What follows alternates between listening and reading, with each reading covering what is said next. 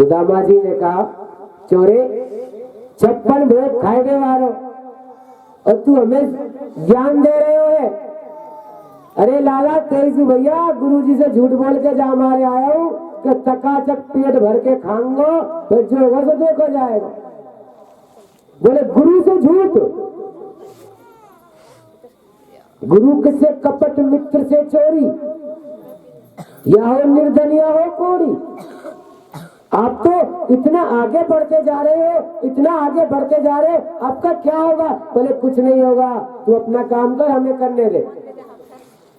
फिर भी कन्हैया ने जब रोका तो यहाँ बलराम जी ने ज्ञान दे दिया। बलराम जी बोले, कन्हैया क्या तुम सच में इनका पक्षपात नहीं कर रहे? बोले नहीं नहीं, ये हमारे मित्र हैं, ब्राह्मण है। बोले नहीं, इसके पास भोजन है और इसे दे दिया भगवान ने, किसी ने भी दिया हो, इसे खाने का अधिकार इसका है, तुम क्यों रोकते हो? और एक चीज भूल गए हो आप। बोले क्या? बोले तुम कर्म से बने हो।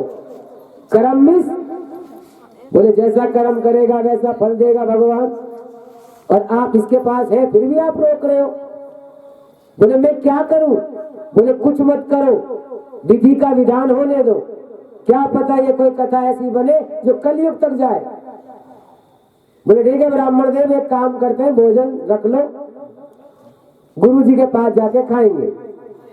जैसे ही चलने लगे आगे जमुना जी पर, भगवान ने ब्राह्मण सुदामा को अकेला छोड़ दिया। जैसे ही वो अकेला छोड़ा गया, सुदामा ब्राह्मण ने वो भोजन निकाला और उस भोजन को खा लिया कि मुझे कोई नहीं देख रहा। एक बात ध्यान रखना, जिसे कोई नहीं देखता ना, उसे मेरी मैया जरूर देख लेती है, भगवान जरूर देख लेते हैं। उसी समय भगवान ने हाथ में जल लिया, और जल में आप लोग सुदामा चरित्र के बारे में सब जानते हैं, ये विशेष बात है जो ध्यान से सुनना। उसी समय भगवान ने हाथ में जल लिया, हे ब्राह्मण, आज तूने गुरु का कहना नहीं माना, आज तूने गुरु का उल्लंघन किया है, और जो गुरु का उल्लंघन करे उसे सजा मिलनी जरूरी है। गुरु कौन है? बोले सबसे बड़े गुरु माँ बाप होते, जो बच्चे उनकी बात का उल्लंघन करते हैं उन्हें सजा मिलनी चाहिए। जाओ, मैं आपको सजा देता हूँ कि आज के बाद मैं आपको कुछ नहीं दूंगा।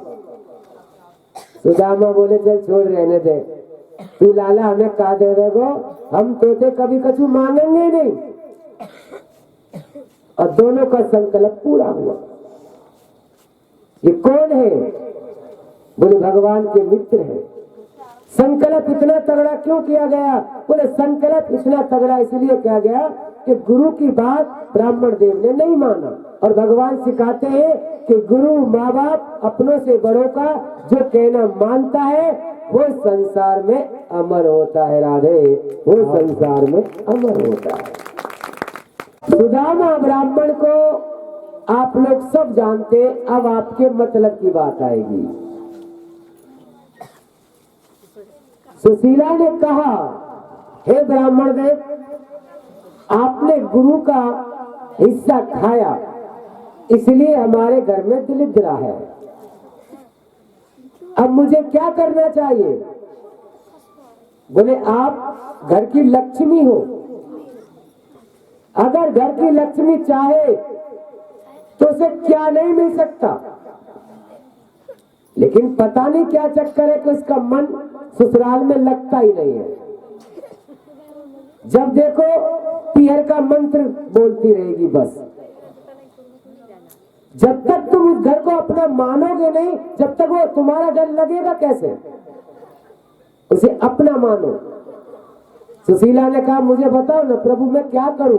बोले तुम लक्ष्मी हो, तुम सोचो क्या करना है। बोले ठीक है, जो होगा देखा जाएगा। हम उस पर इतना बड़ा ऋण चढ़ाएंगे कि वो ऋण हमारा चुका ही नहीं पाएगा। ऋण में कर्जा, इतना बड़ा कर्जा चुकाएंगे कि वो चुका ही नहीं पाएगा हमारा। बोले ऐसा कर्जा चुका सकती हो, दे सकती हो आप? बोले हाँ। बोले ठीक है, करो। मध्य रात्रि का समय था, और मध्य रात्रि के समय ही सुशीला ठाकुर जी के कमरे में पहुंच गई, जहां लड्डू गोपाल को रखा जाता था। मध्य रात्रि का समय। वहां से एक परात उठाई और परात उठा करके वहां पहुंची जहां से जल लाते थे, और जैसे इस परात में जल भरा तो परात में भी ऑलरेडी पहले से छेद था, पानी वहीं गिर गया। तो गुस्से में आके परात भी वहीं छोड़ दी। जब तूने कुछ दिया ही नहीं तो मैं तुझे क्या दूंगी, लेकिन हाँ जो तूने दिया है आज मैं तुझे वो लौटाऊंगी। पहुंची लड्डू गोपाल के पास, उतार के रख लिया थाली में। अब प्रार्थना करने लगी, चौरे सच में तू निष्ठुर तो है, बहुत निष्ठुर है तू ना। मेरे ब्राह्मण देव ने कोई गलती की मैं मानती हूं, लेकिन मेरे बच्चे भूखे रहते तो भगवान है नहीं, तो भगवान नहीं है। अगर तू भगवान होता ना, पता है मेरे स्वामी कहते तू उनका मित्र है, अगर उसने कोई गलती की तो सजा देना हम दोनों को दे, कौन मना करता है। लेकिन मेरे बच्चों की तरफ तू नहीं सोचेगा तो कौन सोचेगा।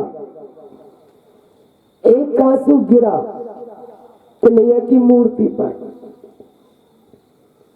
वो कन्हैया ने पता है उन आंसुओं को इतना संभाल के रखा, इतना संभाल के रखा कि जब सुदामा जी पहुंचे ना तो वही एक एक आंसू उनके चरणों पर डाला।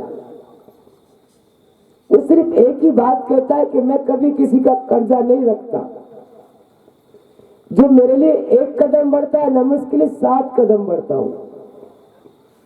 इसी ना रो रही है, एक एक आंसू।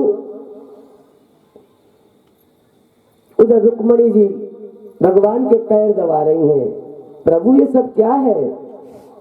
बोले भक्त की एक भक्ति है, एक सुशीला है जिसे हमने बहुत कुछ दिया लेकिन कुछ भी नहीं है उसके पास। स्वामी ये सब ऐसा होता है। बोले हाँ। बोले अब क्या करोगे। बोले कलयुग में एक ऐसी लीला होगी जो सबको जाननी होगी। जीवन में जो कच्चे चावल खाता है उसका ऋण तो मेरे भगवान तक नहीं चुका पाए, तो आप परम कौन है। राधे राधे वही सुशीला ने 3 मुट्ठी सब जानते हैं। गुरुजी कहते हैं कि ऐसे चरित्रों को सुनाने से क्या फायदा है। गुरुजी कहते हैं ऐसे चरित्रों को सुनाने से हमारी यादगार ताजा होती है कि आखिर भगवान ने कौन सी लीला किस उद्देश्य से करी थी। जानते सब है, फिर सुनाने की क्यों जरूरत पड़ती है।